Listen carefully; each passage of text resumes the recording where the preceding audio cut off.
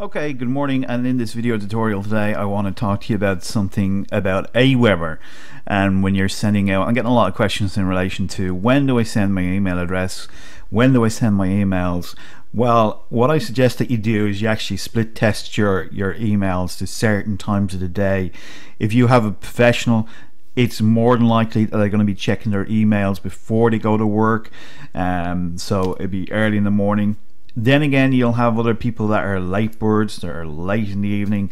They work in a different industry. They work in, maybe media or something like that, and they're up all night, so they're checking their emails at a different time of day. So it's important that you kind of get a feel for your clients, who's signing up to your list, who's making things happen, and at what time as well. So I'm just going to show you some. This is actually a live demonstration inside of one of the accounts. Let's just go as far as here. I'm blocking off the names and email address. There is a name and an email address over this side, just for privacy today. I don't want to be accused of showing up somebody else's email address in the video. What I'm interested in here is the added time when the person opted into the squeeze page. They were brought through a sales funnel, and we're giving them good information. Okay, so make sure when you're doing that, you have something to offer them, that you're going to follow up with them and follow through with them. Okay, so here's a quick example of the times in which they were added. So you can see the date subscriber was added, and looking down through here and getting one or two 2:23 p.m. Look at this here. Yesterday 6 a.m., 5:30 p.m., 4:20 a.m. That's somebody early. 8 a.m. again early. 12 noon.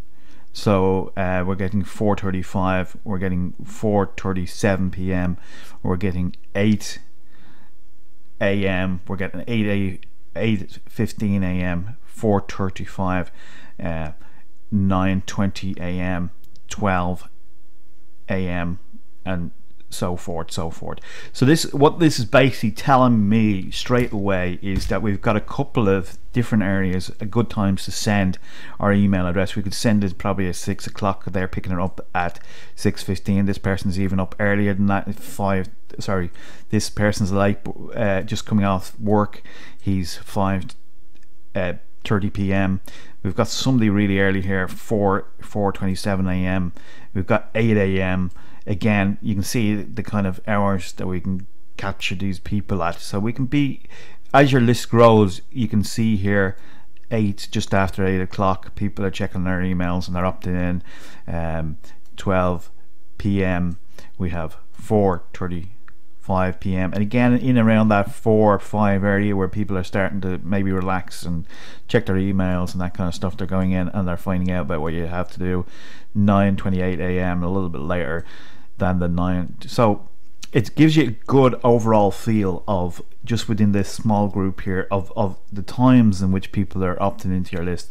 And this kind of gives you an idea, if you're sending out broadcasts to your list or you're sending out emails to your list, what's a good time to capture them at. Now if it's obviously 6:26 a.m. you don't need to be sending it at 6:26 a.m. you want to be sending that before that time. You'd want to be sending that at 6 o'clock, 6 a.m. okay, or earlier than that, whatever you think it is.